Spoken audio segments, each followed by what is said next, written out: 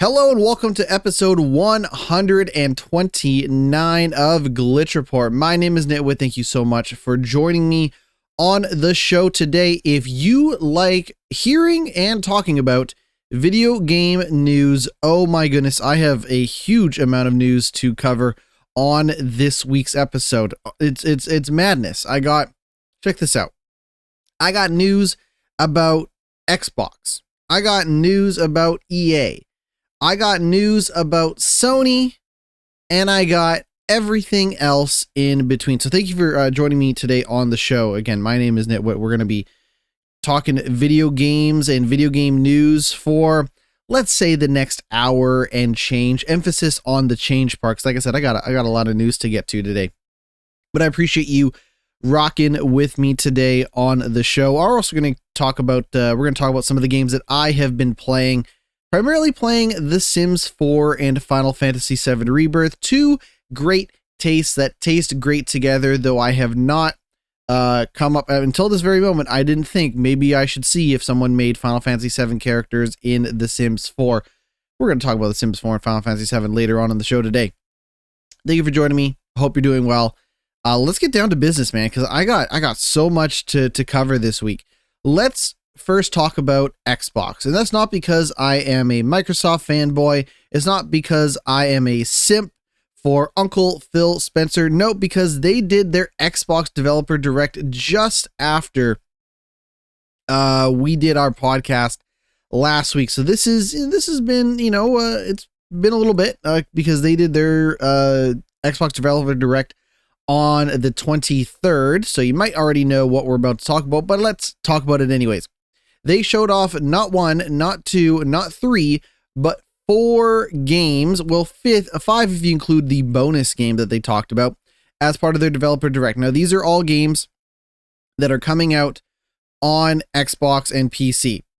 However, a number of these games are also going to be coming to PlayStation. We'll talk about that in a moment. In fact, it's even kind of wild to see PlayStation 5 mentioned on this Microsoft newsletter, because I'm actually getting this from news.xbox.com. One of my favorite things, and I'll just say this before we get too ahead of ourselves. If you are somebody who wants to catch up on a lot of these events and live streams and videos and stuff like that, but you can't, a lot of these services, a lot of these organizations, whether that be, IGN or Video Games Chronicles, or sometimes even straight from the horse's mouth in the case of Microsoft, they do this wonderful thing on the internet where basically they say, and I'm going to read you the article here, Xbox, this is the name of the article, Xbox Developer Direct 2025 Recap, Everything We Announced. And that's by the Xbox Wire editor-in-chief, which means if you do not want to sit there for an hour, 45 minutes, 2 hours, however long the presentation is, if you just want to see, here's a little bit of text describing the game, here is a trailer that I can watch, here's everything you need to know in a much more condensed and digestible, kind of presentation.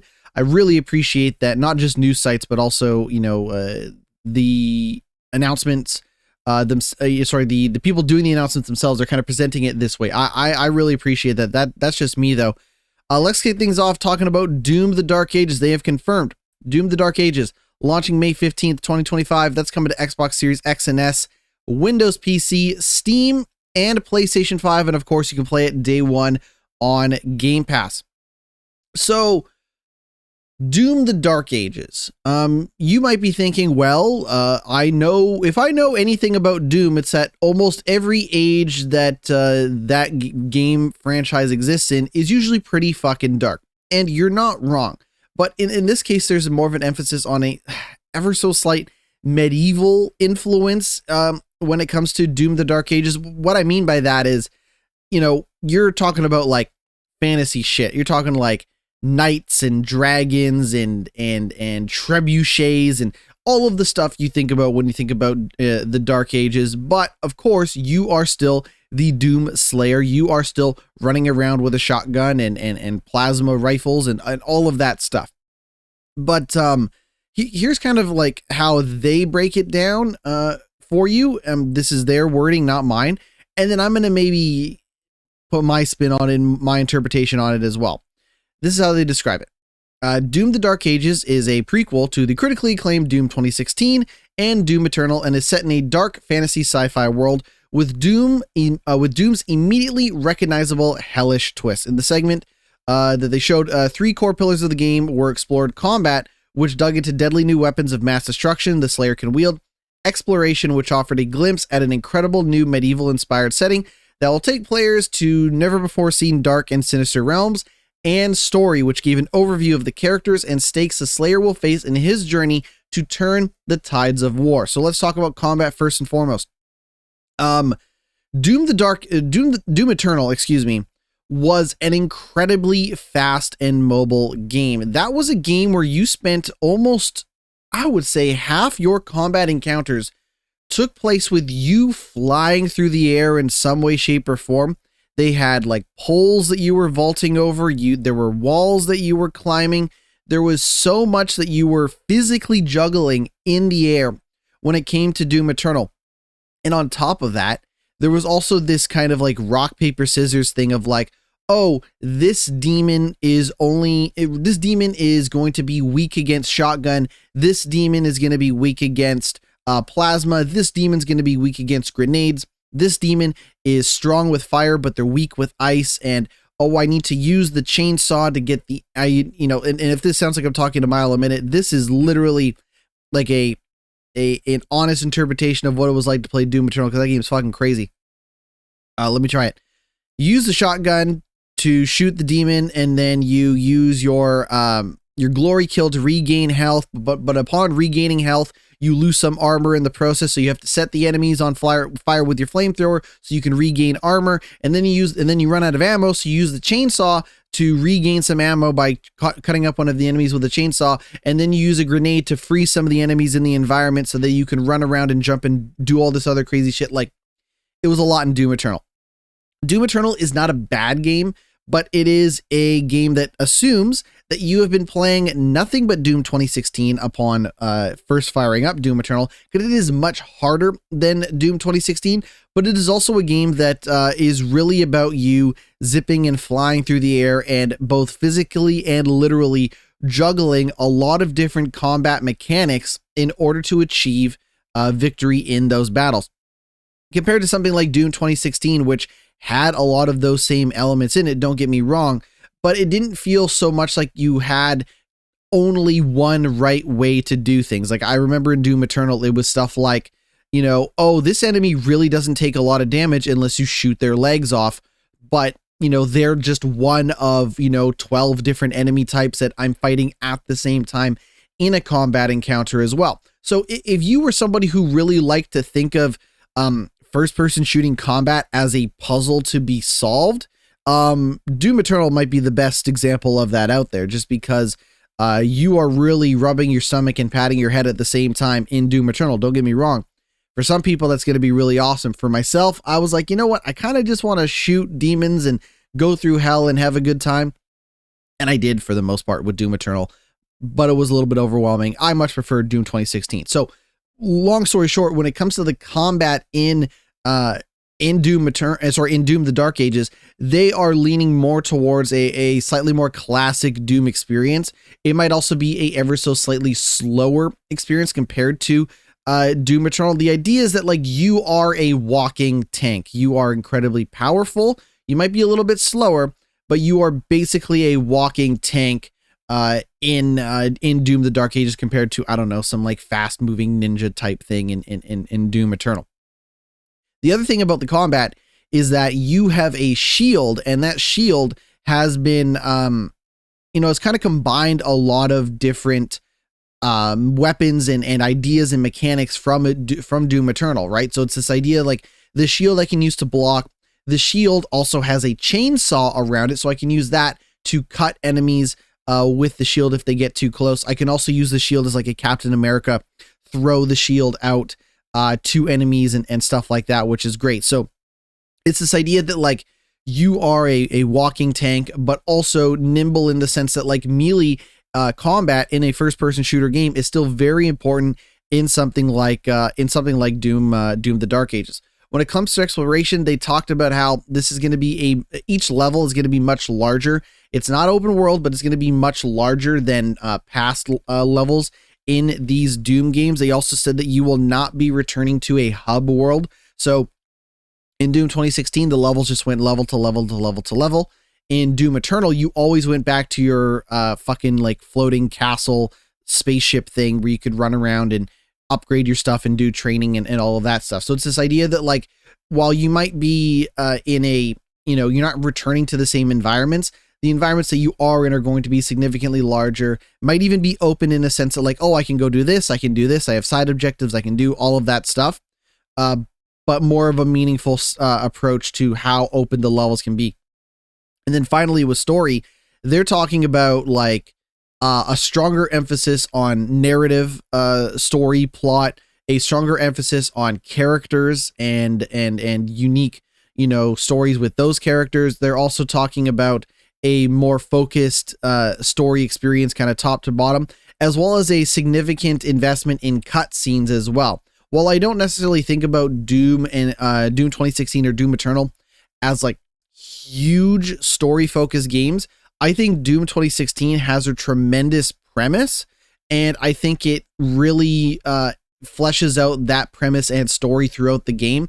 Is it like the strongest story told in a first-person shooter? Absolutely not, but it added a lot of breadth and depth to the Doom world that I thought was really fascinating. And in the case of Doom Eternal, it's like, yes, you do go to Earth in Doom Eternal. Spoilers for Doom Eternal. You go to Earth, and guess what? Earth's not looking so good in Doom Eternal. But in terms of like these hell priests and all of this other stuff, like Doom Eternal, unfortunately, from a story perspective, really gets lost in the sauce. So it's this idea that maybe they're going to try to take the best elements of Doom 2016 and really ramp that up for the focus of the story when it comes to Doom the Dark Ages. That is all to say that I think Doom the Dark Ages looks fucking phenomenal. I'm so excited to play Doom the Dark Ages. I'm very excited that more people are going to get the chance to play Doom the Dark Ages because it is coming out day and date on PlayStation as well. So you might be thinking, well, oh, GnittWitt, okay, you said Doom 2016 is pretty good and Doom Eternal's not bad, but it's a little overwhelming. Like, how do I get into Doom based on what they've presented so far? Do I go back and play the original Doom games? Do I play Doom 3? Like, what do I do? And I would say, if you are somebody who is Doom curious in this day and age, I would say give Doom 2016 a shot. And if you are picking up what that game's putting down, there is significantly more of it in Doom Eternal, or perhaps you can take the approach of checking out Doom the Dark Ages when it comes out May 15th, because I think Doom the Dark Ages feels more like what I would have wanted from a sequel to Doom 2016 than what Doom Eternal is. Don't get me wrong, I think Doom Eternal is all right. And in fact, when this announcement came out and they were showing off more of it, I was like, you know what, maybe I should go back and play some Doom Eternal and Doom 2016 and all that stuff. I don't have time to be sitting around playing, replaying games like Doom and Doom Eternal at the moment, but the thought crossed my mind because Doom the Dark Ages looks awesome. What they showed looked really cool, and I can't wait to check that out. All right, let's move on to other games because we got a whole lot of games to talk about from this. Let's talk about South of Midnight. I don't have as much to talk about with South of Midnight. I will say this. South of Midnight launching April 8th, 2025. That's coming to Xbox Series X and S, PC, and Steam. Playing it day one on Game Pass as always. No announcement about any sort of PlayStation 5 release at the time. And I feel bad talking about South of Midnight. For one, it is being made right here in our home native land of Canada. This is coming to you from Compulsion Games over in Montreal. This game, South of Midnight, is a new third-person action-adventure game coming out April 8th. It is a game that is taking a lot of influence from the kind of macabre, Southern Gothic folklore, kind of sense of storytelling and visuals. It is, when you look at it, it has a very striking look to it. Unfortunately, it's not so much the style. Like, I think Southern Gothic folklore, it's a great idea. More places should use it, And in fact, I think like Southern Gothic, like folklore and all that stuff works really well when telling stories of like the Wild West and the untamed world and like, you know, the kind of the creatures that exist in that sort of folklore and all that stuff. Like, I think it's a great idea. My problem is that striking art style looks, it looks pretty bad when applied to a video game. Now you might be thinking, well, what style am I talking about? They are going for, with their graphic style that I'm trying to describe here. They are going for something of a stop motion, like a stop animation style look to it. And I think when you're watching a movie or something or cartoons or stuff like that, I think that is fine. I think that works really well. Unfortunately, when it comes to South of Midnight in a video game form, it just looks like a stuttery, janky, slow mess. Like it just looks like a game with bad frame rate. I think that stuff works well if I were to compare it to something like Spider-Man Into the Spider-Verse and Spider-Man Across the Spider-Verse. I think in a film that works really well. They also do a lot of cool things in Spider-Man to kind of attribute the growth and development of Miles Morales in the art style itself. It's a beautiful movie. If you've never seen Into the Spider-Verse, go watch that movie. But long story short, I think when you apply something like that to a game, I want my video games to be smooth. Like I hate to say it, I want my games to be smooth. You take a game with a distinctive art style, like Cuphead, and the animation and the frame rate and all that stuff does not suffer for the graphical choices that they make, compared to something like South of Midnight, where the animations and the frame rate are deeply, or I don't know, like maybe it's not the right word, but like heavily manipulated to fit a certain style. And I just find that style so unappealing when I watch it in motion. It's unfortunate to say, but that's how it is.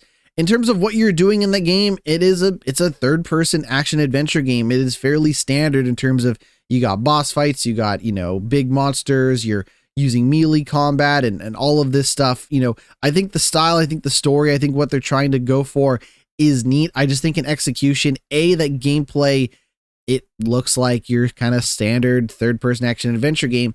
And animation wise, it just looks kind of jittery. So unfortunately, South of Midnight not doing anything for me, but it is coming out April 8th. Maybe once I actually get my hands on it and I play it, my opinion will be changed, but we won't find out until April 8th. Now, that is not the only game coming out in April. Two big games from Xbox coming out. Well, I guess the thing I would say is like, these are two games. They're maybe not the biggest games shown as part of this presentation, but hey, two big games nonetheless.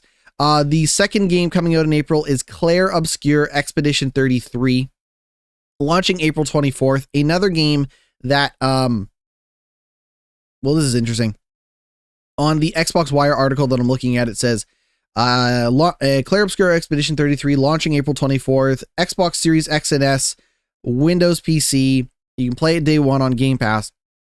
It also says, see the developer's website for other platforms. So I don't know. I'm going to go to the developer's website. This is from a French studio called Sandfall Interactive.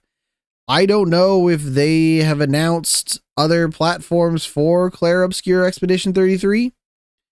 It just says new gen consoles and PC.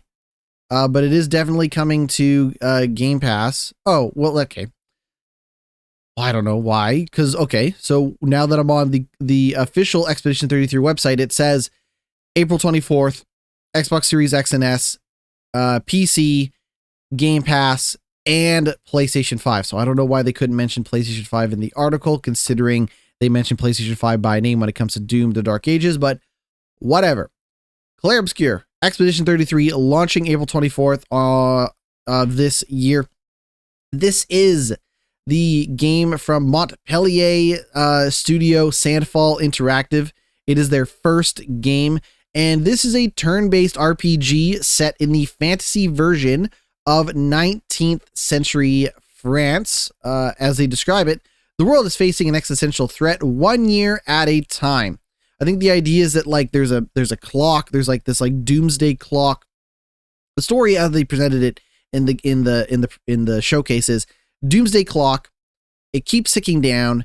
As it ticks down, that means that you die once it hits that number. So if you are age 99, by the time you hit age 99, you're going to die. And that the number keeps ticking down 1 year at a time. So now that year is 33. So once you hit the age of 33, you are going to die.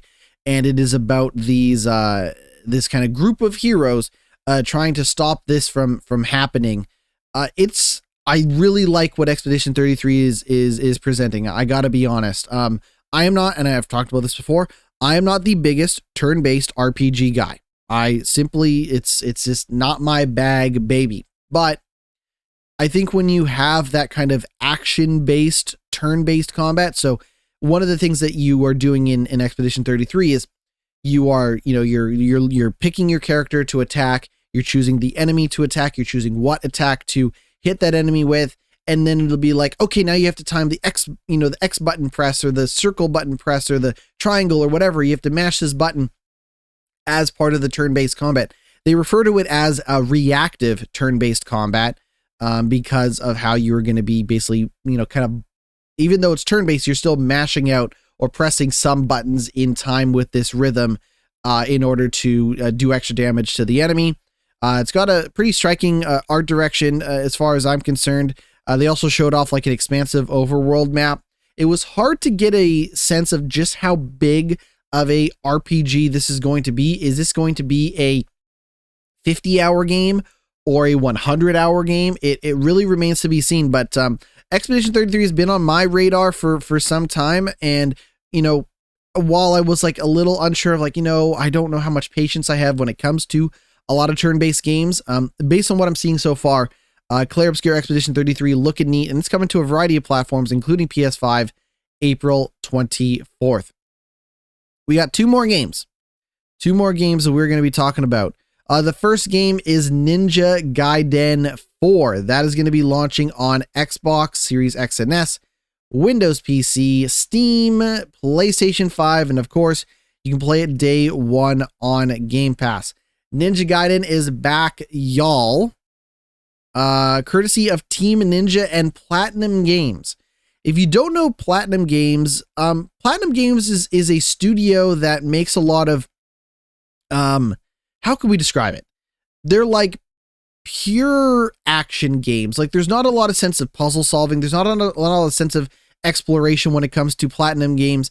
This is a studio that is just like, hey man, you want to just mash out some buttons and cut fools and do cool ninja, fighting shit. Like Platinum Games are your people when it comes to some of the best pure action games that have come out in some time. Other examples of great Platinum Games, in case you're unfamiliar, we're talking the Bayonetta trilogy, Bayonetta 1, 2, and 3. We're talking Nier Automata, Vanquish, just to name a few. They've put out some tremendous games over the years. One of my favorites from the good folks over at Platinum Games is also Metal Gear Rising: Revengeance. That is a tremendous game. They also put out the Transformers Devastation game. So they've done some work over the years. They do tremendous work, and they are partnering with Team Ninja to carry on the legacy of Ninja Gaiden with Ninja Gaiden 4. A new protagonist in Ninja Gaiden 4, Yakumo, who will be, but however, just to clarify, Yakumo is the new protagonist whose objective lies at the heart of a devastated Tokyo. On his mission, Yakumo will not only encounter fiends and demons, but also the legendary master ninja himself, Ryu Hayabusa. So, the main character might be Yakuma, but series protagonist Ryu Hayabusa still to be found. They talked about a new take on ninja action with Bloodbind Ninjutsu, along with legacy techniques like Flying Swallow and Izuna Drop. Ryu will also be a playable character with a revamped arsenal that stays true to his signature brutality and precision. No hard date on it, but that is fall 2025. That game looks fantastic. I'm really looking forward to it. But there was a surprise announcement. I was like, oh, Ninja Gaiden is back. Ninja Gaiden's back. Oh. But what else? Ninja Gaiden Black 2. This is a remaster of Ninja Gaiden 2 Black, not Black 2. Ninja Gaiden 2 Black. They did a remaster of that game. This is a remaster of the 2008 game, and it is out now. That was their surprise thing, is like, hey, it's out on Xbox Series X and S, PC, and it is day one on Game Pass. And guess what? Day one starts today. People have been playing through Ninja Gaiden 2 Black. That version of that game looks phenomenal. Made me wish I still had Game Pass, but also it made me wish that I had time to play through it, because I'm playing Sims 4 and I'm playing, Final Fantasy 7 Rebirth, but Gaiden 2 Black looks fucking rad. And that is without a doubt one of the best Ninja Gaiden games probably ever for some people. So really awesome to see that. That was their kind of big surprise moment as part of the Developer Direct 2025. All these games slated to come out this year, barring any weird delays or anything like that. And overall, I'm just also looking up Game Pass stuff at the same time on my other monitor here. Don't mind me. But overall, like, I thought it was great. Like, South of Midnight really doing almost nothing for me, but regardless, Doom the Dark Ages looks great. Expedition 33 looks great. Ninja Gaiden looks great. I think their surprise announcement around Ninja Gaiden also really, really cool. So I say thumbs up all across the board when it comes to what the Developer Direct brought. I think it is going to be a good year for Microsoft, barring any other weird bullshit. Well, we got some more Xbox news to cover. Phil Spencer explains, Phil Spencer, kind of coming out in the wake of this news that like almost all of the games that they showed are going to be on PlayStation either day one or whatever. And he's kind of been out there hustling the Game Pass machine that is Xbox, saying that we want to win on all capabilities when it comes to their commitment to hardware. So you might be thinking, well, what the compatibilities and hardware, like what is he capabilities and all that stuff, like what is he talking about? Here's what you need to know.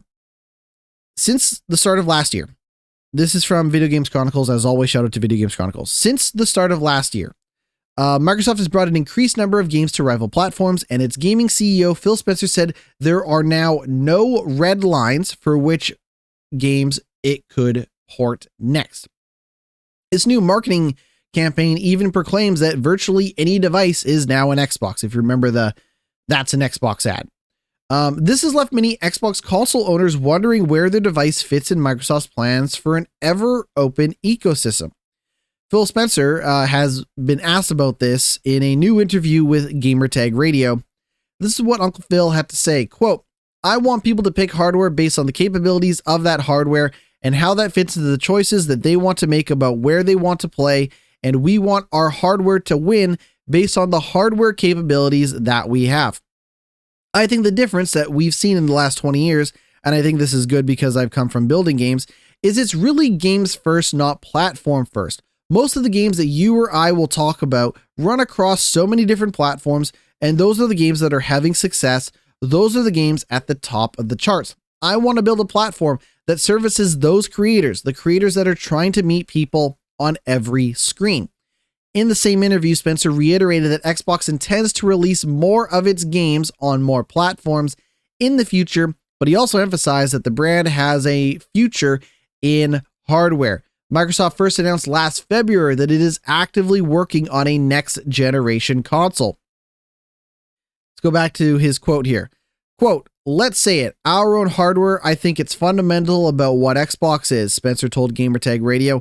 "It's not lost on me that the box is in the name of our brand. In the position that I'm in, I look at hardware as a critical part of what we do, but we're not trying to gatekeep the games off other places for the benefit of it. Let's build innovative hardware that people want to use to play, whether that's in their hands, whether it's on the television, or even other places," he added. "And I love our hardware team. I spent time with them just this week looking at the roadmap that they have. I think they're learning a lot from this, like Steam Deck. What does it mean for our games to be there? ROG Ally, Lenovo. What does Xbox mean to those platforms? I don't think we're tuned. I don't think we tuned it perfectly. Excuse me. I don't think we're tuned it perfectly yet, but I've spent a lot of time with the team on that, and I want to make progress there. I guess so. Just for context, you might be thinking, Steam Deck, ROG Ally, Lenovo. What is he talking about? There is a growing market of handheld PC devices, right? So the Steam Deck looks like a Nintendo Switch, console, for lack of a better word, and it is designed to run your PC Steam games. Now, is every game going to run great on that Steam Deck? No, but it has become popular enough that other companies like Asus with the Republic of Gamers Ally or Lenovo have started to make their own versions of basically handheld PC gaming machines. Some of them run for context before I get too ahead of myself, what separates the Steam Deck from a lot of these other ones is that Valve, who make the Steam Deck, made their own software to run on the Steam Deck versus something like the ROG Ally, which is running Windows. And unfortunately, Windows is not great when it comes to touch interfaces, and it's not great when it comes to handheld interfaces. So when he talks about like, how do we see Xbox, making an impact on platforms like the Steam Deck and ROG Ally and Lenovo, he is just continuing to iterate that is where some people are wanting to play their games. They may not get a Xbox because they have PC Game Pass, but they have such a large library of games on the Steam Deck that they want to play those in a handheld format wherever they go. So it's a further reiteration that like he more or less has his fingers on the pulse of where people are. It's unfortunate that where people are continues to not be Xbox hardware, but he's hoping that at least the services like Game Pass and whatnot can meet people where they are at. And then final news is, Phil Spencer has confirmed that Xbox will support the Nintendo Switch 2. He's looking forward to supporting Nintendo with games. What else did he have to say? This is all part of the larger Gamertag radio. We talked about this before, like Diablo 4, Halo Master Chief Collection, Microsoft Flight Simulator, probably making their way to Nintendo Switch. Phil Spencer said, Nintendo, their innovation and what they mean to the industry, I just always applaud the moves that they make. They did a little flash video, and I know we'll get more details over time. I'm really looking forward to supporting them with games that we have, and I think they're a really important part of the industry. So, there's always that, right? The idea that like, fuck man, if we can get people to buy the Master Chief on a Nintendo console, more power to them. Speaking of selling games, Call of Duty was the US's best-selling video game for the 16th year running. This is coming for Circana, who says that sales data shows that Black Ops 6 was America's best-selling game last year. As always, our good friend and the only person on Blue Sky who I particularly care to hear from, Matt Piscatella, said on Blue Sky that December video game hardware spending dropped 29% versus the year average to $1.1 billion. Spending on PlayStation 5 hardware fell 18% when compared to December 2023, with Xbox Series and Switch each declining by 38%. Annual spending on video game hardware finished 25% lower than 2023 at $4.9 billion.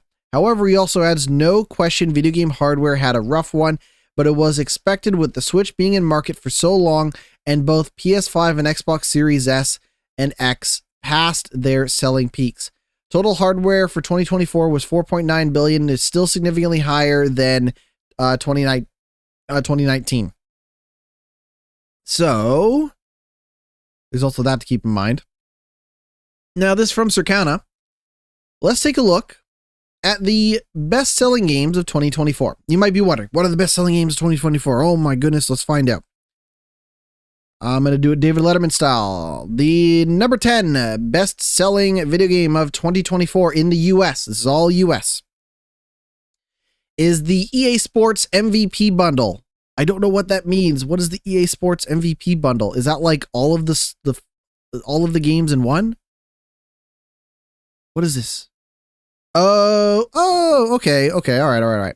Okay, so for context, the EA Sports MVP bundle, which is the 10th best-selling game in the US, was Madden 2025 and College Football 2025 in the same bundle.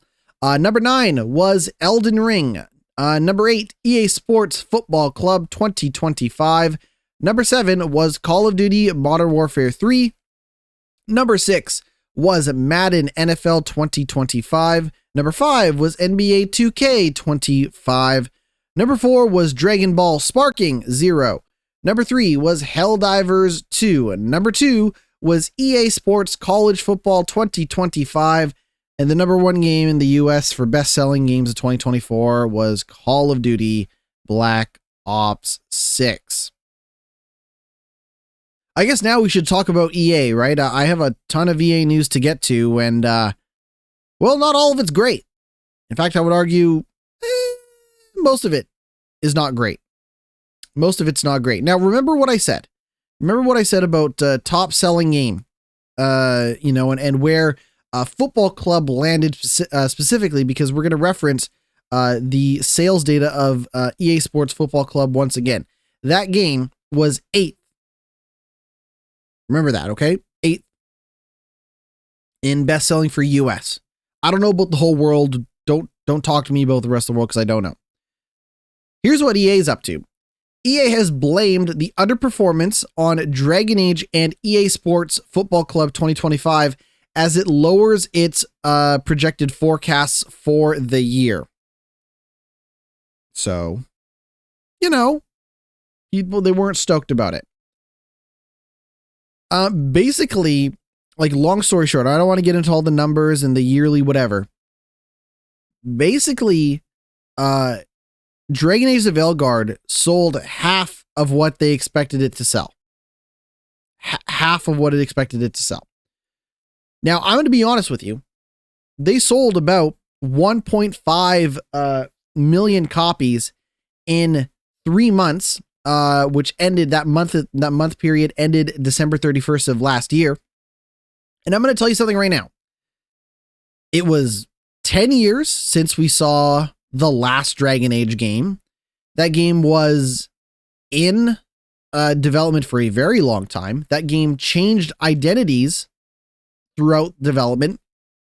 And by the time they were ready to show the game, they did not have a lot of room to market and advertise that game. It really does feel like Dragon Age the Veilguard was kind of dropped into the middle of Nowheresville as it comes to the marketing push that EA gives to its other games. That's how I see it anyways. So if, and I'm just going to, I don't like telling these businesses how to set their expectations, because in this capitalist world that we live in, the expectations are always going to be ambitious. They're always going to be pushing the envelope of what is possible for growth and profit and all of this stuff. And it doesn't, a lot of these expectations around, performance of their businesses doesn't leave a lot of wiggle room for failure and mistakes and for dealing with ambiguity, right? Like this idea that, like, it should not have taken 10 years for a sequel to Dragon Age Inquisition. There's no world in which that should have been the case. The problem is that, with Dragon Age Inquisition, Bioware and EA, I'm blaming EA in this. Bioware and EA went on to shit the bed with Mass Effect Andromeda, shit the bed with Anthem. If I pull up the list of Bioware games for just a moment, and I've probably done this before, but whatever. Bioware games. Here we go. So 2014 Dragon Age Inquisition comes out. All right. They then make a game called Shadow Realms, which gets canceled. They make a game called Mass Effect Andromeda, which fucking stinks. They make a game called Anthem that also fucking stinks. And then they remaster Mass Effect as part of the Legendary Edition in 2021. 10 years after Dragon Age Inquisition comes out, we finally get The Veilguard, a game that changed a lot of its identity during development so that people weren't even sure what that game was. So I don't know if 1.5 million is good, for a series as long running as Dragon Age. But I'm going to be honest with you. You can't expect something like this when people don't know what to expect from your studio. Not only do they not know what to expect from the studio, they don't know what to expect from the game itself, man. Like, even I was like, hey, this looks cool. I think it looks all right, but I don't really know what to expect. And now that game is like 45% off on like the PlayStation Store right now. And to be honest, as much as I didn't necessarily connect with the story, I thought the characters were all right in Veilguard. I think the combat was cool in Veilguard. And to be honest, I'm even thinking about going back and giving the Veilguard another chance, because I'm thinking to myself, it wasn't you, it was me. But long story short, EA with gross miscalculations across the board, and really they're looking for a scapegoat, and it has been a decade or more of Bioware being the scapegoat when it comes to EA. So what can you actually expect from these guys except the same old, same old? I guess also in like wake of this, EA shares declined by more than 16%. So you might be thinking, all right, GnittWitt, are they ever going to give Bioware a break? The answer is no, because EA is now moving some staff to other teams away from the Bioware team that is working on Mass Effect 5. In fact, the statement they put out is that Bioware doesn't require support from the full studio. If you listen really closely, to the sound, just listen. Hear that sound? That is the sound of me getting a migraine over the same old bullshit that EA has done with Bioware for years and years now. I'm getting this news story from Rebecca Valentine over at IGN saying that EA has announced it is restructuring Dragon Age and Mass Effect studio Bioware, moving a number of developers onto other projects within EA and focusing entirely on its upcoming Mass Effect game going forward. In a blog post from General Manager Gary McKay, he wrote that the studio is taking this opportunity between full development cycles to reimagine how we work at Bioware. Given this stage of development, we don't require support from the full studio. We have an incredibly talented team here at Bioware, so we have worked diligently over the past few months to match any of our colleagues with other teams at EA that had open roles that were a strong fit.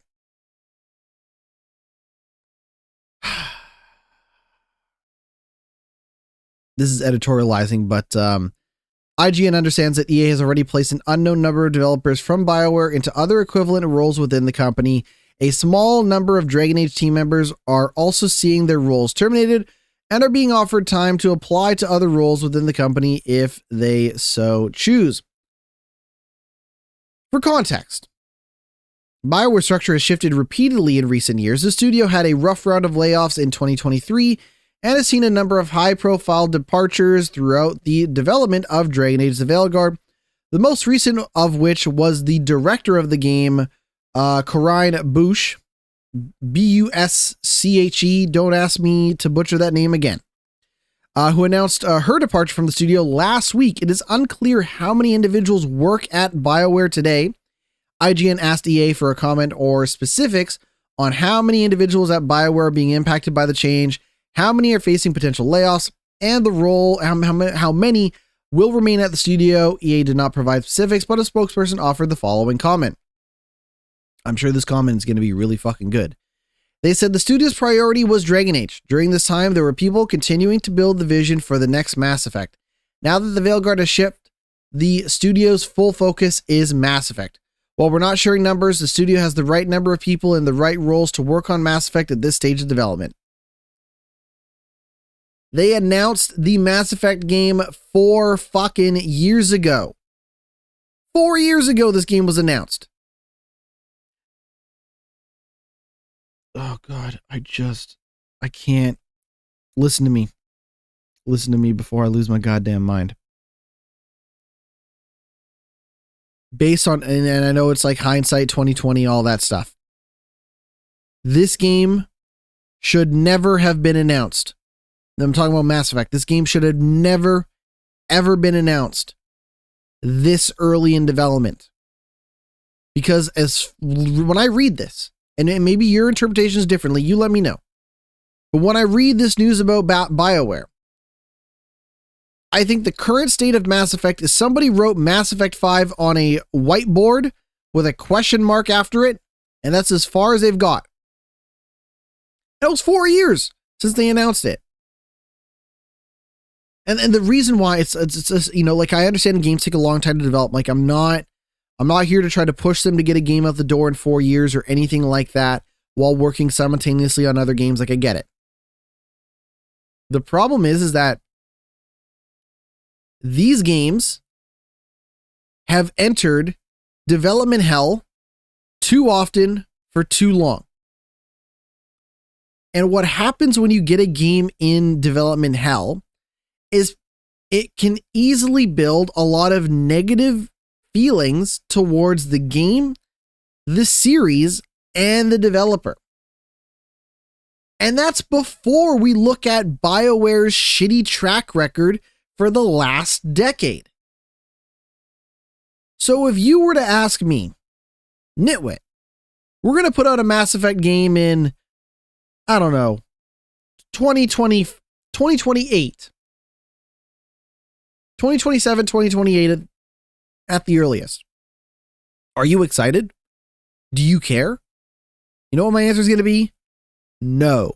Why? They've shown no reason for me to care, other than the fact that Dragon Age the Veilguard was a decent game and kind of a return to form in some way, shape, or form for BioWare.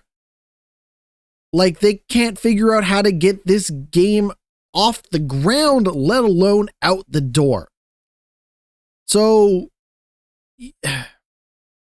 I really am at a loss for words, because I think that this has been such gross mismanagement from a company that often shoots for the moon and doesn't make it out of the atmosphere when it comes to the expectations around some of their games, that I don't have a lot of hope for Mass Effect 5, at least not at the moment. They got to show me something.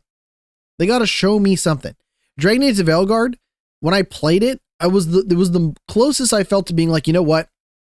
Mass Effect might be all right. And then all this news came out and I was like, they're going to fuck it up. And it's probably not going to be to the fault of a lot of the people that are working on the game. It's all the people that keep moving shit around and all of that stuff. It's just, I hate it. Just let them cook, man. Just let them cook. For the love of God. Hey, but you know what? We do have some other good, we actually have some good EA news. Rumors are that The Sims 1 and 2 are reportedly being re-released with all of the expansions, and that's supposed to be happening this week as part of the 25th anniversary of The Sims. Now, I gotta be honest, that is really cool to see, because you cannot get The Sims 1 and 2 in a digital form. Like, they're very hard to come by games. The Sims 1 was more of a raunchier game. I think it had a more weird art style to it. It had a little bit of a weirder sense of humor. It was a little more twisted. But nonetheless, the idea that you can play those games is really neat. Do I think that The Sims 2 and 1 are going to pull me away from The Sims 4? Probably not. That being said, it's still really awesome to see, because you cannot get The Sims 1 and 2 in a digital format at the moment. So the idea they're going to put those out and they're going to include all the expansions, I think is really neat, and fingers crossed that comes out soon. Probably at the latest is the 31st from reports. Let's cover some Sony news and then we'll take our first break, okay? Like, I was not lying when I told you I got a lot of news, man. Like keep your arms and legs inside this news roller coaster at all times. Let's talk about this first. Sony is dropping the PSN requirement on PC, but having one will now unlock in-game content. So PC players will no longer require a PlayStation Network account to play some of Sony's games. The list of games are going to be Marvel Spider-Man 2, God of War Ragnarok, The Last of Us Part 2 Remastered, and Horizon Zero Dawn Remastered. Those games will now no longer require a PlayStation account to play them, but you're going to get some stuff as part of this. So with Marvel Spider-Man 2, which is out today, tomorrow, when the hell does that game come out? On PC. Before I get too ahead of myself. Oh, okay, sorry. It is out, Spider-Man 2 is going to be out tomorrow on the 30th. Okay, I can close that now. But anyways, for Marvel Spider-Man 2, you're going to get early access to the Spider-Man 2029 Black suit and the Miles Morales 2099 suit. For God of War Ragnarok, you're going to gain access to the Armor of the Black Bear set for Kratos at the first Lost Items chest in the Realm Between Realms, which was previously only accessible in a New Game Plus run, and a resource bundle, which is going to include 500 hack silver and 250 experience points. For The Last of Us Part 2 Remastered, you are going to get 50 points to activate bonus features and unlocks. You're also going to get Jordan's jacket from Intergalactic the Heretic Prophet as a skin for Ellie. And then in Horizon Zero Dawn Remastered, you are going to gain access to the Nora Valiant outfit, Now, a lot of these bonuses are actually pre-order bonuses that you would have got if you just pre-purchased the game prior to launch.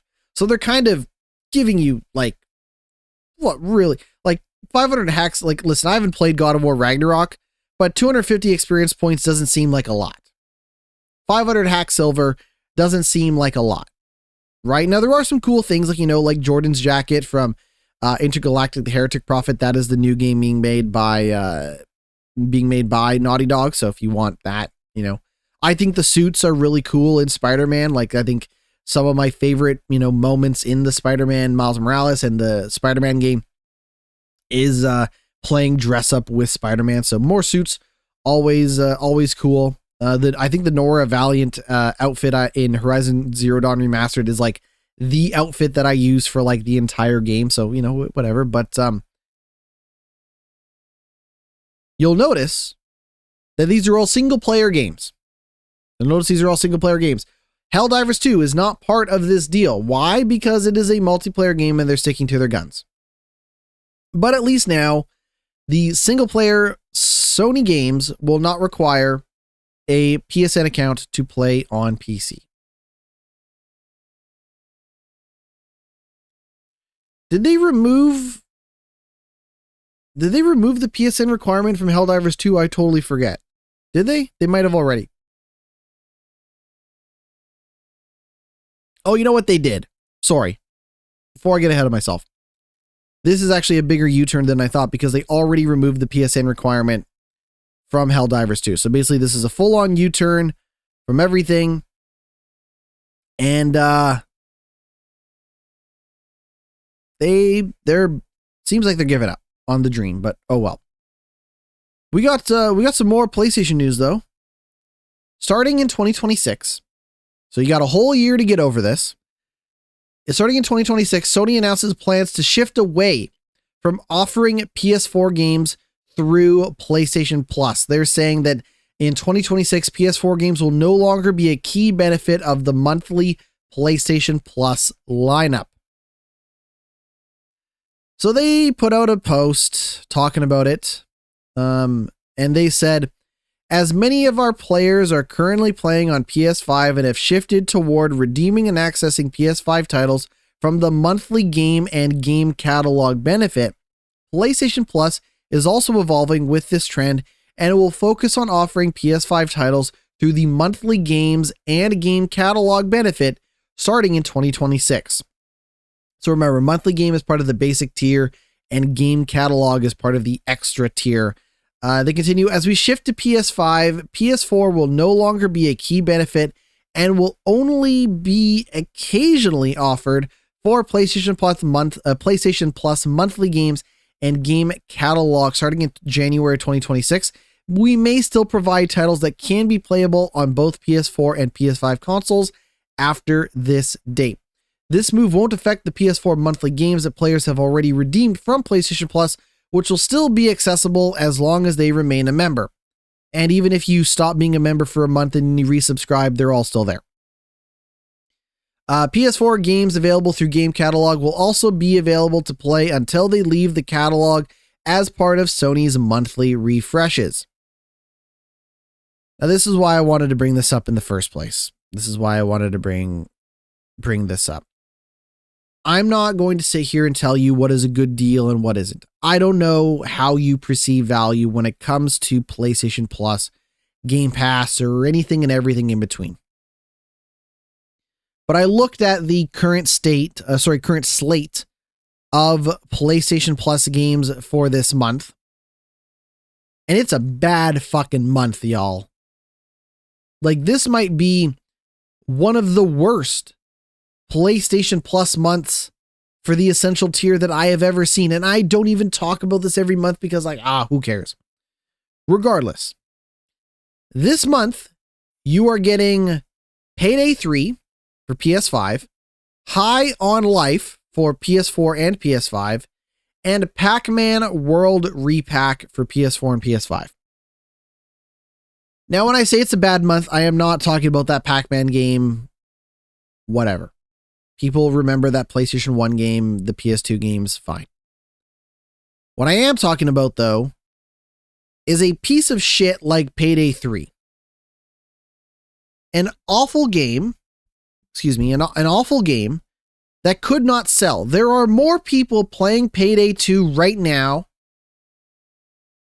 than people playing Payday 3, despite it being a newer game.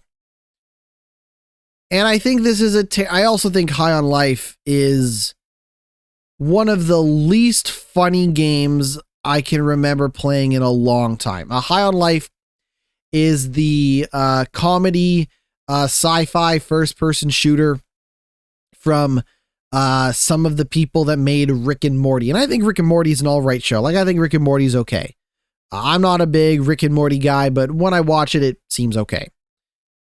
But High on Life, whoo-wee, that game is pretty rotten. It's not a great first-person shooter, and it's not very funny. And even though it sold really well, probably based on the, the names attached to it, I don't think it's a great game. But really, my problem is that they couldn't give away they couldn't sell Payday 3. They couldn't sell Payday 3, so they're giving it away. Which is the same thing I would have said last month about Suicide Squad Kill the Justice League. They couldn't sell that game, so they're giving it away. And if they're gonna there are a lot of great PS4 games that might not have made it to the monthly service. And I would much rather they focus on quality than quantity, even though it seems like 3 is the magic number when it comes to the monthly tier.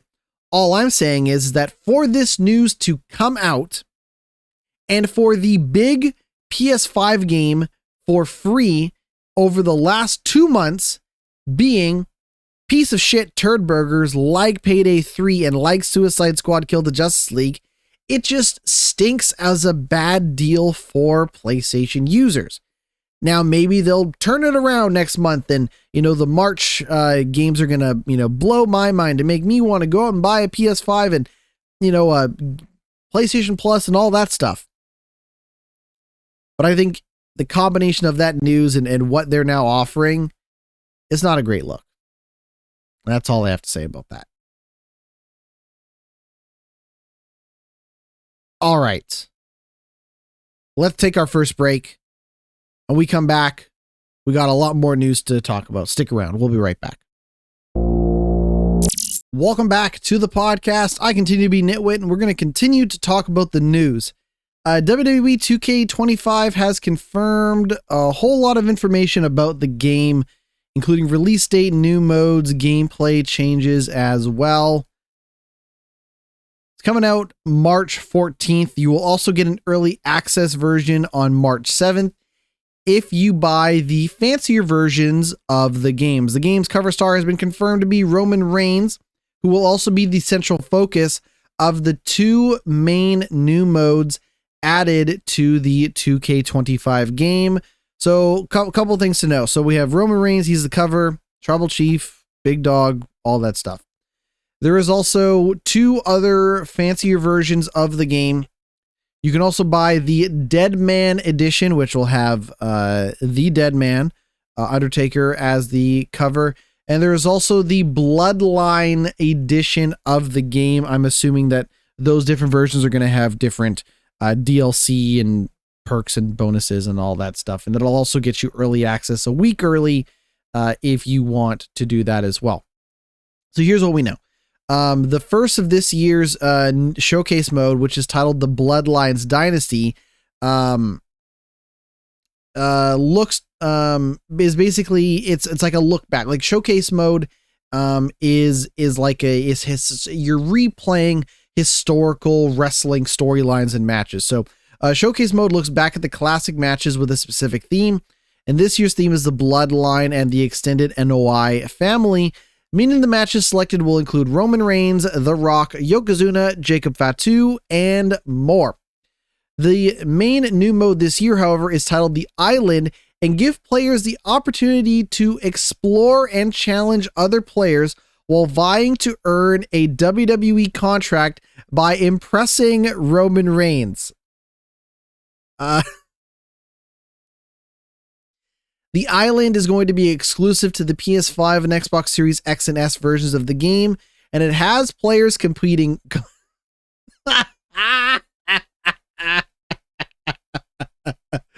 Oh shit. Oh my god. I didn't read this ahead of time, and oh my god. Fuck. I want to buy this game. Holy shit. Okay. Hold on. All right, compose myself. The Island, which is exclusive to the PS5 and Xbox Series X and S versions of the game, has players completing quests, competing in live events, and upgrading and customizing their character through multiple storyline chapters. Did these guys just make fucking Like a Dragon Infinite Wealth? Like, am I just like hanging out on a beach somewhere fighting dudes? What? Oh my god. Has players completing quests in order to impress Roman Reigns. Oh god. Oh, that sounds so dumb. I almost have to see it for myself. Okay, so here's what we got. These are the other new features that are coming to the game. Intergender matches allowing male and female wrestlers to fight each other. Bloodlines rules and underground match types.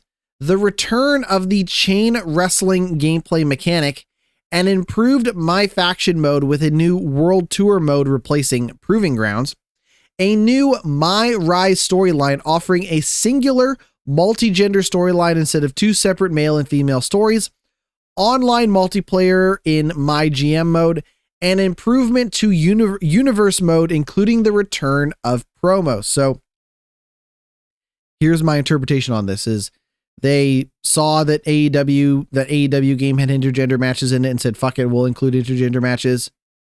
Finally, Becky Lynch the man versus Ric Flair for who is the man of to be the man, you have to beat the man in mano a mano. Bloodline rules and underground match types. If I remember correctly, Bloodline rules are just you get nothing but interruptions and cheating, and it's just nothing but run-ins and people showing up out of nowhere to distract the opponent so that Roman Reigns can win. I'm pretty sure that's what Bloodline rules are. Underground match is underground when they tried to do Lucha Underground, like when like Shane McMahon was running like, oh, the 3rd hour of Raw is Raw Underground and we have a basement somewhere. I think that's what that is. Chain wrestling, the chain wrestling mechanic. I never played with the chain wrestling mechanic, but my understanding is that like to start off each match in WWE back in the day, they used to be much slower starts to the match. So it'd be a lot of holds, a lot of rests before the match like really picked up. So like basically chain wrestling is trying to kind of mimic what you would see on TV. It's an interesting idea. It just seemed really boring in execution, right? It's this idea that like when the match starts in a WWE game, you're not just going to like super kick somebody or like Canadian Destroyer, like do all these crazy moves at the start. It's this idea that like you are slowly building up the pace of the match through chain wrestling. My Rise storyline, My Rise is the like you create a character and you kind of go through like going to NXT and then getting booked for Raw or SmackDown or whatever and like that sort of thing. My faction, I don't remember what my faction is. I know that my GM is you booking fantasy. Like you are like, oh, I'm William Regal and I'm, the GM of SmackDown. And so I have this roster of characters to play with and I'm going to book these match types in this show and do all of that stuff. And I actually thought my GM was kind of neat. So I'm curious to see like online multiplayer. Like, what does that mean? Does that mean like there's going to be like 3 of us in a game at any time? It's like, okay, you're the GM of SmackDown and I'm the GM of Raw and I'm the GM of NXT. And we're going to trade roster members and compete to see who can put on better shows. Like I'd be really curious to see how that works out. Players who pre-order the game will also get the Wyatt 6-pack, which will include 5 playable characters: Uncle Howdy, Dexter Loomis, Nikki Cross, Joe Gacy, and Eric Rowan, plus Uncle Howdy and Nikki Cross mask cosmetic items for the island. The game will have 2 special editions: the Dead Man, which is going to be $100 US, and the Bloodline edition, which is going to be $130 US. I'll just run down everything. I don't care. For the Dead Man edition, you're going to get the standard edition of the game, the Wyatt 6-pack, the Dead Man edition bonus pack, which will include Mattel Elite Greatest Hits Undertaker Persona card for my faction and playable superstar. I don't know what Persona card means. An original 1990 Undertaker Persona card for my faction and playable superstar, a usable urn object, the Undertaker 95 mask cosmetic item for the island, and the Brother Love Manager. Ooh, baby, Brother Love. You'll also get the Season Pass, which will have 5 post-launch DLC character packs. You're also going to get 15,000 virtual credit funny money, so to spend in the game. I don't know. You buy stuff. I don't know. You also get 7 days of early access, meaning you're going to get the game on March 7th. If you get the Bloodline edition of the game, you will get everything in the Dead Man edition. You will also get the Ringside Pass, which is the season pass plus the Superstar Mega Boost. Some of these words, I know what they mean on paper, but I don't know what the fuck they mean in context. That being said, you're also going to get the Rock Nation of Domination pack, which is the Rock Nation of Domination Persona card for my faction and playable superstar. The Bloodline Edition bonus pack, which will include the Mattel Elite Series 114 Jey Uso Persona card for my faction and playable superstar. You're also going to get the Mattel Elite Greatest Hits Roman Reigns Persona card for my faction and playable superstar. You're also going to get the Family Above All hoodie, OTC shirt, Yeet tank top, and Yeet sunglasses cosmetic items for the island, and an additional 32,500 virtual credits only for the Steam version of the game. You will also get the WrestleMania 41 pack, which is going to come out in summer of 2025, which will include the WrestleMania 41 Arena, the 2 WrestleMania 41 Event Superstar Persona cards for my faction and playable superstars, and a new Superstar Persona card to be announced. Whew! Got through all of that. I gotta be honest, I've not bought a new WWE game in some time, and it is like the only thing that keeps me interested in the WWE game, the WWE in general, ever since they kind of got back to making those games be all right. I'm curious to see how that turns out. I'm really curious to see how the chain wrestling mechanic works, to be honest, because like I have tried to wrestle a match in that game that feels a little more like what you might see on TV, regardless of whether it feels more like an AEW match or a New Japan match or a, NXT match or whatever, right? I have tried to like have fun trying to like create what feels more like a wrestling type, what match you'd see on TV in a WWE game. As boring as that might sound to some people, I'm just like, can I replicate this in some way, shape, or form? Anyways, the return of the chain wrestling game mechanic might be the thing that kind of creates a more authentic wrestling experience. We'll find out March 14th, or if you get it early, March 7th. It wouldn't be a news segment without Ubisoft. Ubisoft has confirmed 185 layoffs as it closes former DJ Hero Studio and downsizes others. The move will see the company close Ubisoft Leamington, which is based in Leamington, England, and makes cuts to Ubisoft Dusseldorf, Ubisoft Stockholm, and Ubisoft Reflections. Ubisoft Leamington was previously known as Freestyle Games, the studio behind the DJ Hero series before it was acquired by Ubisoft from Activision in 2017. It has since worked mainly as a support studio on games such as Far Cry 5, Avatar, and Star Wars Outlaws. Ubisoft said in a statement to Video Games Chronicles, as part of our ongoing effort to prioritize projects and reduce costs and ensure long-term stability at Ubisoft, we have announced targeted restructuring at Ubisoft Dusseldorf, Ubisoft Stockholm, and Ubisoft Reflections, and the permanent closure of the Ubisoft Leamington site. Unfortunately, this should impact 185 employees overall. We are deeply grateful for their contributions and are committing to supporting them through this transition. Following a number of underperforming releases and worsening financial outlook, Ubisoft said this month that it is taking decisive steps to reshape the company and is actively exploring various strategic and capitalistic options to unlock the full value potential of its assets. I have no words. Like, I know I do a podcast. I know I'm supposed to talk about all this and that, but like, those 185 people deserve better than to be cut from Ubisoft, and I hope everybody who loses their job lands on their feet. Going back to kind of Koei Tecmo, going back to when we were talking about Ninja Gaiden, Koei Tecmo's PS5 exclusive game Rise of the Ronin will be coming to PC when it comes to Steam in early 2025. That's coming out March 11th. $50 US, so it's not a full price game. It will support ultra-wide monitor capability, 8K resolution, 120 frames, and 3D audio. It'll also support DirectX 12 Ultimate, ray tracing, customizable keyboard and mouse support, AMD Fidelity FX Super Resolution support, NVIDIA DLSS and reflex support, UI menu with mouse click ability, and Intel XeSS graphics technology support. I gotta be honest with you.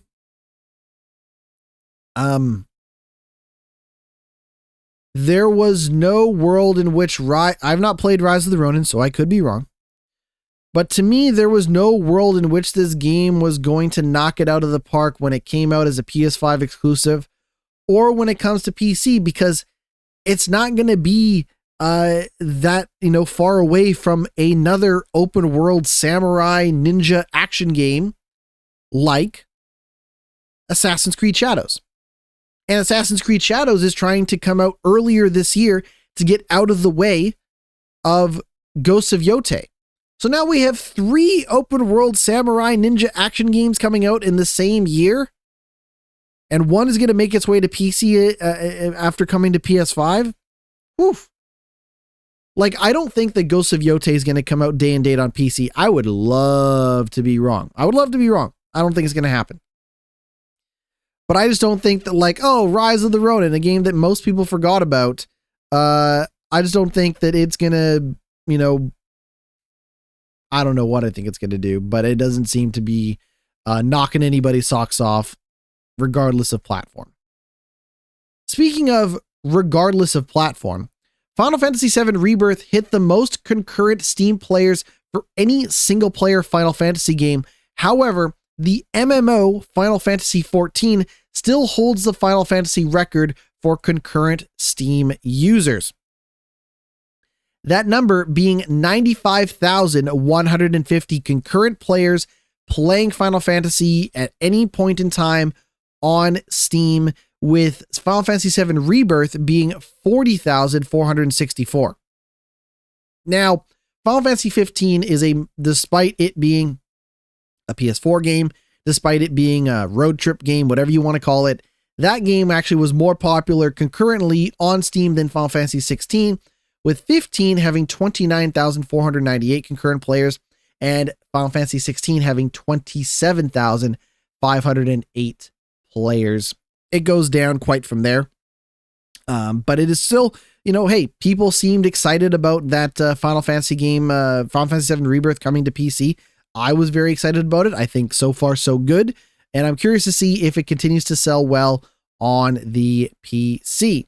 Now, while also talking about Final Fantasy VII, the Final Fantasy VII Remake Part 3 will not be a PlayStation 6 exclusive, which is a promise that has been made by Yoshinori Kitatse that says the Final Fantasy VII Remake Part 3 has already been in development for 9 months.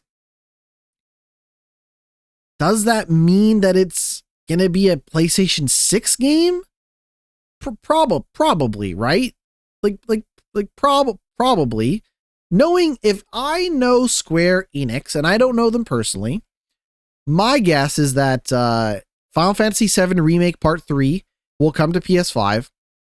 It'll probably come to PlayStation 6.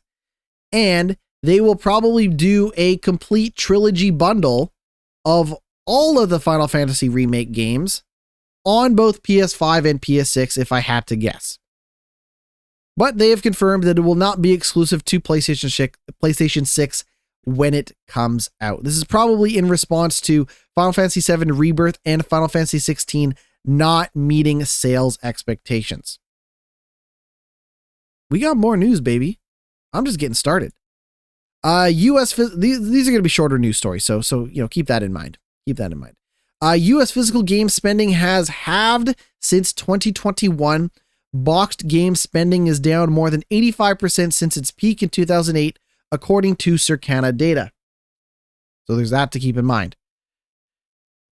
The rate of decline in U.S. physical game software spending accelerated in 2024. Spending on physical video games software in the U.S.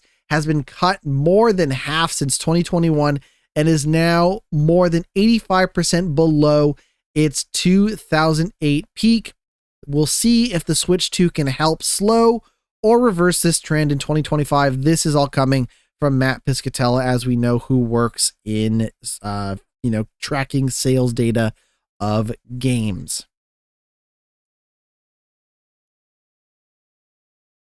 Now, this is digital. This is not physical, but the Video Game History Foundation is going to make its digital library available to the public next week. The library will include promotional artwork and more than 1,500 out-of-print magazines. The first public version of the library will launch on January 30th, offering digital access to some of the foundation's, quote, exciting special collections. After years of collecting, cataloging, and digitizing video game history materials, the Video Game History Foundation is finally opening the virtual doors to its library wherever you are. This is a statement that the foundation put out. The news was teased with a high-res image featuring Donkey Kong Arcade Flyer artwork and Final Fantasy VII artwork. Although it says its plans to save the details for its big premiere, the Video Game History Foundation says its library includes never-before-seen game development materials and artwork, press kits, and promo materials from iconic video games. It also says it will feature more than 1,500 out-of-print video game magazines, which will be fully text searchable. Now, for context, the Video Game History Foundation was set up in 2017 by video game preservationist and historian Frank Cifaldi. Since then, it's been building an extensive collection of video game-related material, with the aim being to catalog, digitize, and preserve the history of video games. The nonprofit foundation relies on donations to build its archives. Thanks to your support, we've built a powerful tool for video game history research, it said. We can't wait for you to get your first look on what we've been up to. 2 more news stories. I promise. The Warner Brothers Games boss is leaving following the disappointing launch of Multiverses and Suicide Squad. Warner Brothers Interactive president David Haddad is leaving his position after 12 years at the division, the company has confirmed. Now, remember that when we talk about disappointing launch when it comes to Multiverses actually came out twice.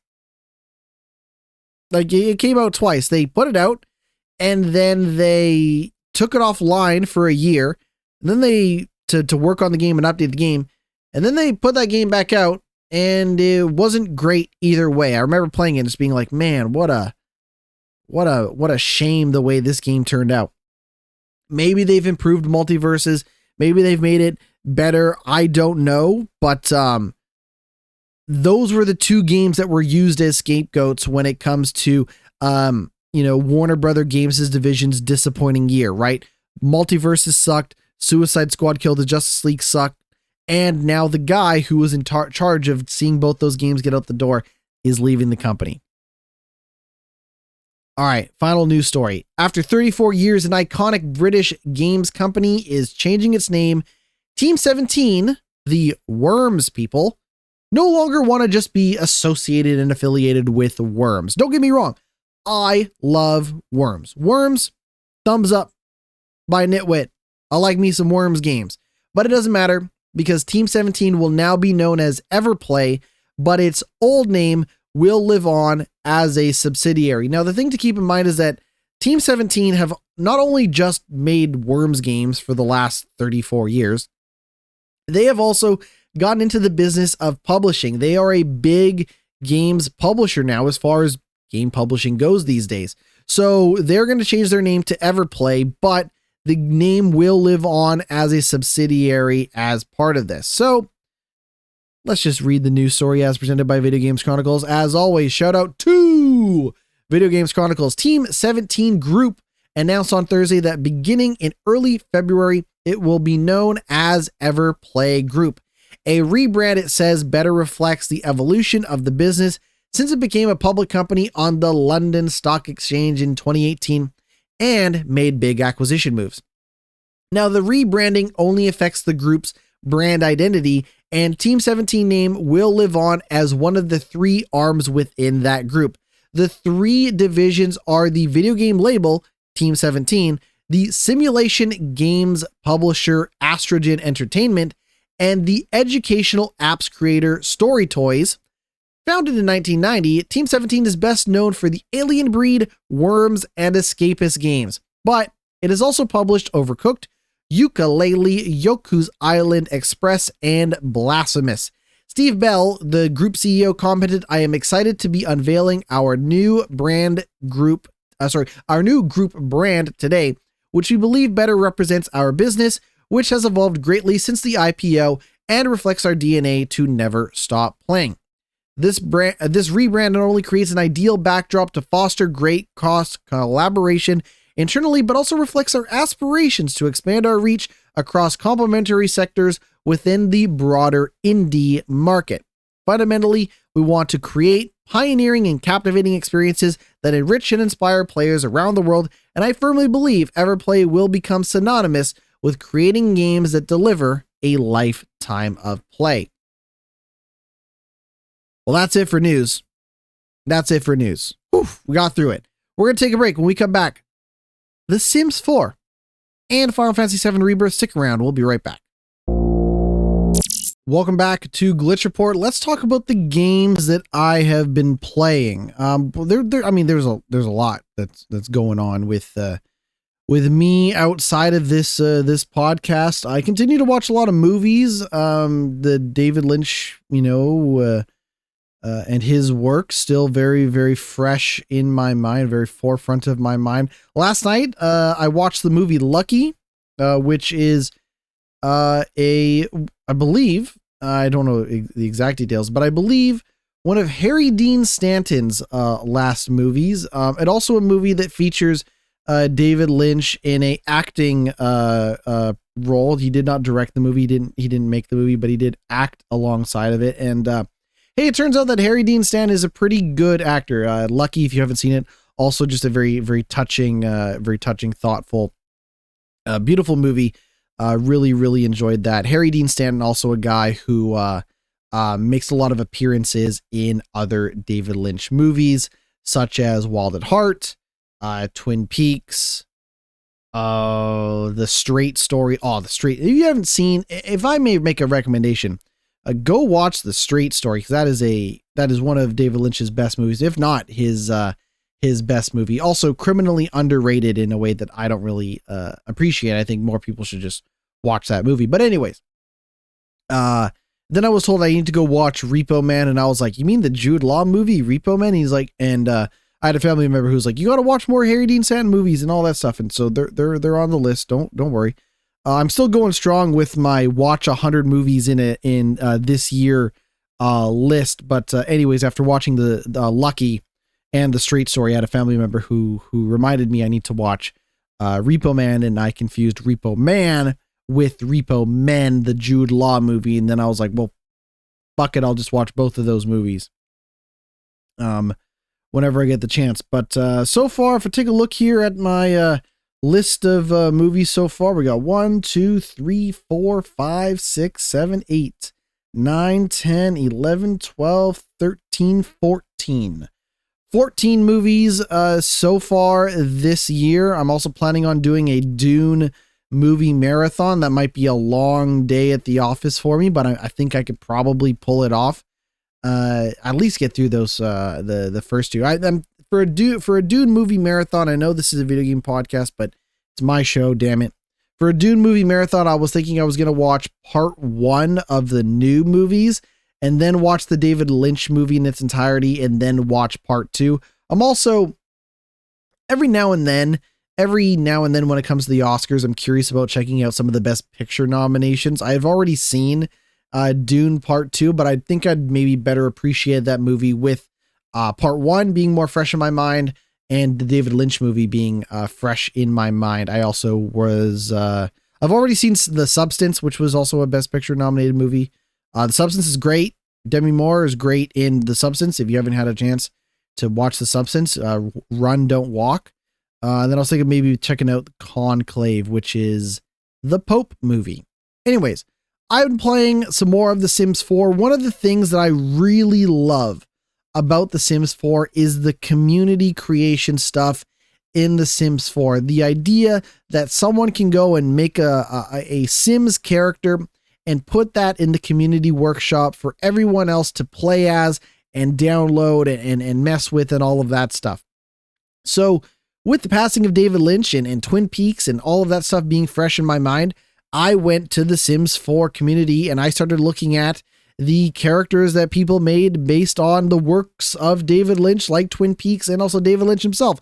It turns out the people that play the Sims 4 are really fucking good at making, like celebrity and pop culture character icons as the Sims. There were some really great versions of David Lynch that I saw. Some really, really great versions of Audrey from Twin Peaks. Some really good looking Joan Chen was also in Twin Peaks as well. Some good David Lynch's, which is funny because David Lynch also plays a character in Twin Peaks, and some people went out of their way to distinguish between Gordon Cole, the character in Twin Peaks, and David Lynch, the man, the myth, the legend. Did not see any Eraserhead Sims 4. I don't know if the Sims 4 has hair technology that can get Jack Nance's just like big ass hair in Eraserhead. I should probably go take a look.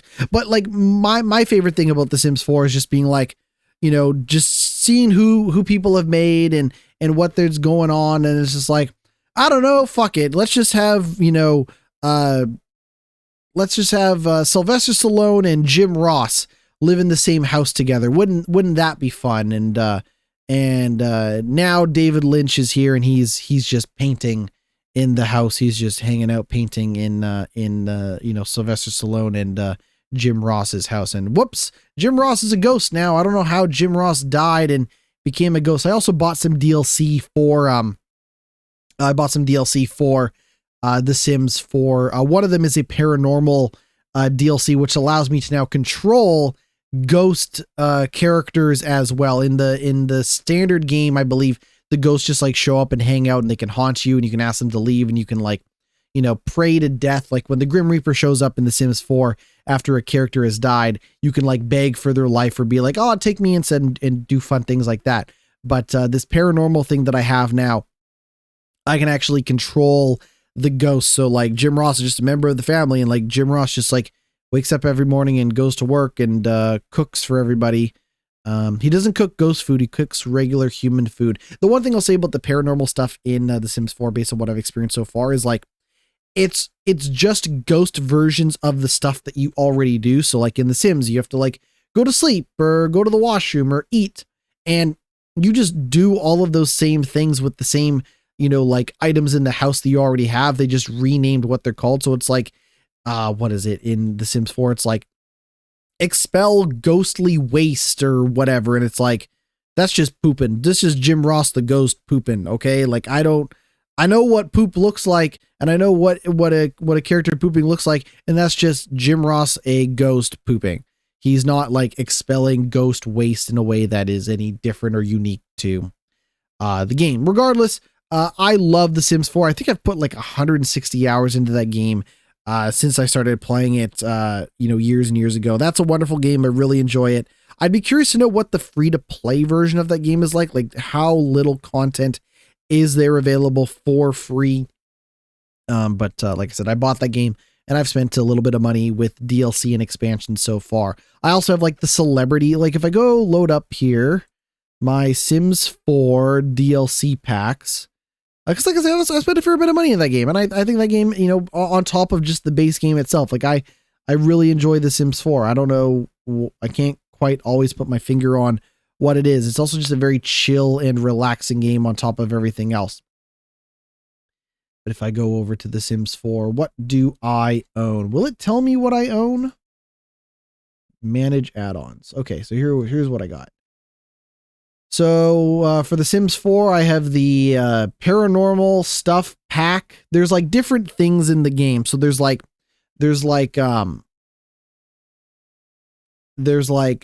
items, like just household items. There's like main expansion. So for example, like the Sims 4 Get Famous expansion pack adds the ability to become a celebrity and do like celebrity endorsements and like walk the red carpet and do all this like celebrity stuff in the game. The Sims 4 City Living, for example, is an expansion that I have that allows you to move into apartments and live in like, more densely populated areas. The Sims Get to Work is, what if you could control what your sim does when they actually go to work? So like one of the careers they add is a detective, and like as a detective you can like go on patrol and talk to people and solve crimes and stuff, versus typically in The Sims 4, when your Sims goes to work, you're just waiting for them to come back to work. You can control a couple of things like, oh, I want them to work hard or flirt with coworkers and do all of this stuff. But in The Sims 4 Get to Work, you can actually control them directly in the game as well, which is kind of neat. The nice thing about The Sims, looking at this, is they also have this like ability for you to like do like a bundle pack. So it's like, hey, you can buy a bundle pack, which also includes like, okay, for $60 you get an expansion pack, you get a game pack, which is usually a medium-sized version of the expansion pack. So for example, The Sims Get Famous is an expansion pack, versus The Sims Werewolves is a game pack. So that basically introduces things like werewolves to the game. And then Stuff Pack is like, oh, here's like laundry. So if you want like more laundry options in the game, or if you want more fitness stuff or vintage glamour or spooky items, if you want to celebrate Halloween all the time, you can do stuff like that in The Sims 4. Anyways, long story short, I think The Sims 4 is a great game. That's a game I'm just going to be chipping away at for a long time. But speaking of games that I'm going to be chipping away at for a long time, Final Fantasy VII Rebirth. I have been playing it. I'm about 6 hours into the game, and even in the 6 hours that I've been playing, I can easily see why people would spend over 100 hours in Final Fantasy VII Rebirth. So let's kind of break down what Rebirth is. Remake and Rebirth. Those are the two Final Fantasy VII remake parts that are out so far, with Rebirth being part 2. With Final Fantasy VII Remake, you were very much focused on the town of Midgar. That is the opening environment in Final Fantasy VII Original, and that's where, I don't know, like the first quarter of the story kind of takes place in Midgar. So what they did with Final Fantasy VII Remake is they blew up what was the first quarter of that game into basically its own entire freestanding game. And the game basically ends with you leaving Midgar and exploring the rest of the world of Final Fantasy VII Remake. The rest of Final Fantasy VII. So Rebirth opens with you leaving Midgar. You enter the town of Calm, and basically from the town of Calm, that is where the huge open world is available for you. The way that they do the open world in Final Fantasy VII Rebirth, based on what I'm seeing so far, is large kind of sectional maps. So where I'm at in the game, there's a huge like part of the map that I can explore, but in order for me to enter the other parts of the game, I'm going to need to hit some sort of loading screen or some other story mode. I can't just walk from one end of the open world to the other because there are like 3 parts to that world. But, you know, from where I am in the town of Calm, I can walk out of that town on foot and then explore to where you get your chocobo, or where you have to cross the swamps and do all of that stuff that is part of the Final Fantasy VII storyline, which is you have to go get your chocobo, you have to cross the swamp because there's a snake that lives in the swamp and all that stuff.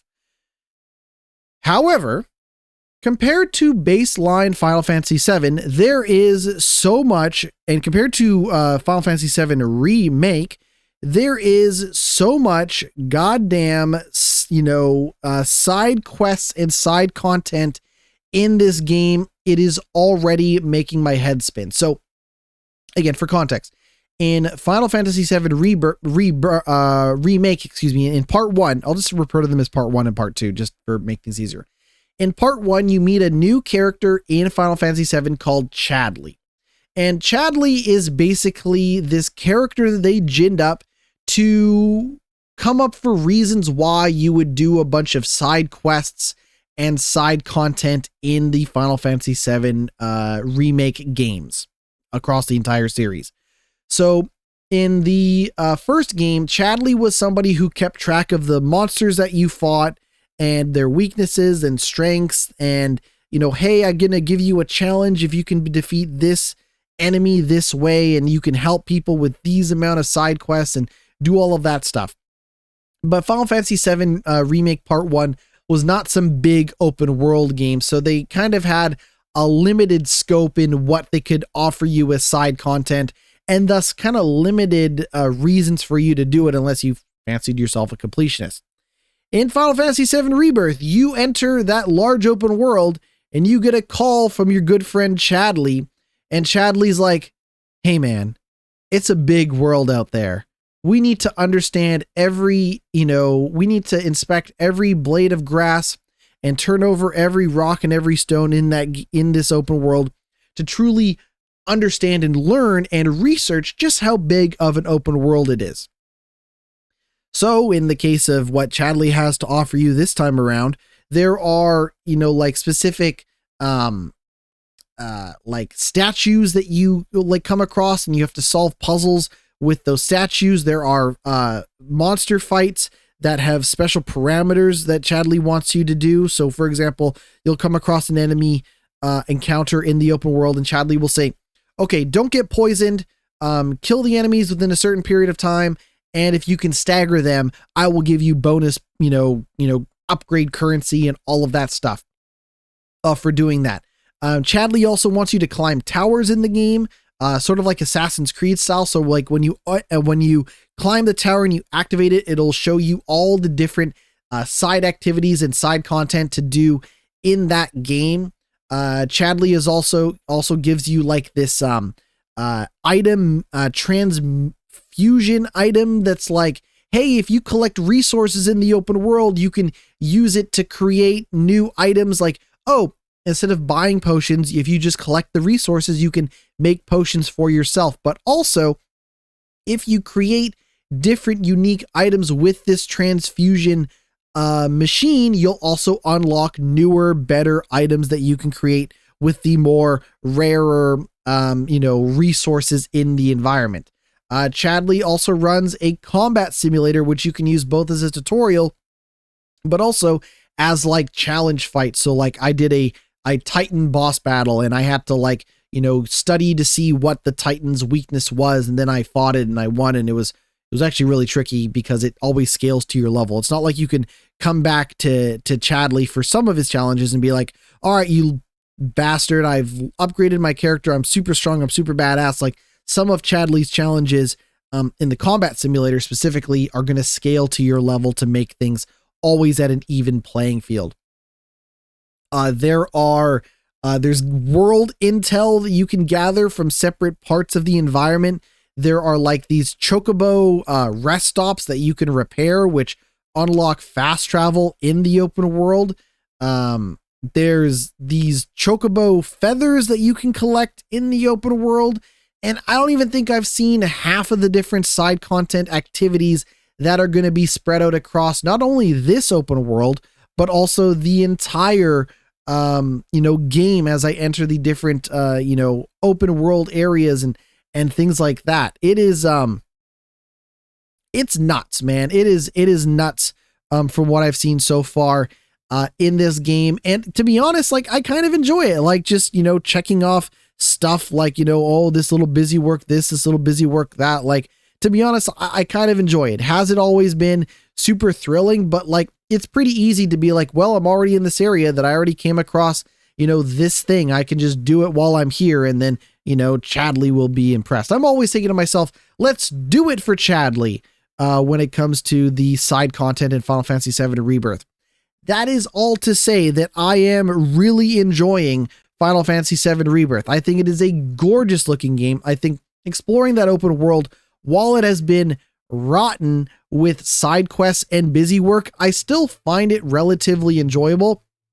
The other thing from what I've seen so far is there hasn't been too much of that side content that is forced on you as part of the main story. Like if you want to ignore fucking Chadley and all the things that he asks you to do, you can seemingly do so in that game. Now, I will say that part of the story is meeting him again and having him ask you to do all these side quests and stuff, but you can ignore a lot of that side content from what I've seen so far if you just want to focus on the main story. Though for me, I liked running around and upgrading my characters and getting better weapons and all that stuff. Like, I'll put it to you this way, like Final Fantasy VII Rebirth is a game where you can spend the time and energy to, earn the money to buy your weapons, or you can just find those weapons in the open world and then for free, right? Like it's sort of that sort of thing. There was a kind of long and kind of drawn out, kind of like backstory element in Final Fantasy VII Rebirth that I've seen so far. But that doesn't take away from the fact that like, that is the backstory as it was presented in Final Fantasy VII Original. So take that for what you will. But I enjoy it. I really, really like it. I hope I have like more substantial things to say next week, because I haven't had too much of a chance to play it. Like I said, I'm only 6 hours in. Maybe next week I'll be, I'll have doubled that or something like that. But also there's a chance that I might just be running around doing all of the side content that I can find before I make any further progress in the story. One of the nice things about Final Fantasy VII Rebirth is that in your party, your combat party can only be 3 people. You can control any of those players at any time. So you can always switch from playing as Cloud to Tifa to Barrett with it if those are the 3 that are in your combat party. But also when you are running around the open world, you still see everybody else following alongside you, which is fun. I think it really creates like a fun sense of like, oh, we're on a big journey and we're all in this together. Navigating the open world, while there's some climbing, like almost like Assassin's Creed style climbing in some of the environments. I think that's, relatively easy breezy. Getting the chocobo does definitely make you a lot faster, and it also makes picking up items in the environment a lot easier as well. Typically when you see, some gems or some stones or whatever in the environment, you have to like hit the button multiple times to pick up everything, versus when you're on a chocobo, you can just pick it all up in one button press. But needless to say, I love the music. I like Final Fantasy VII. I'll admit it. I'm guilty as charged, hands up.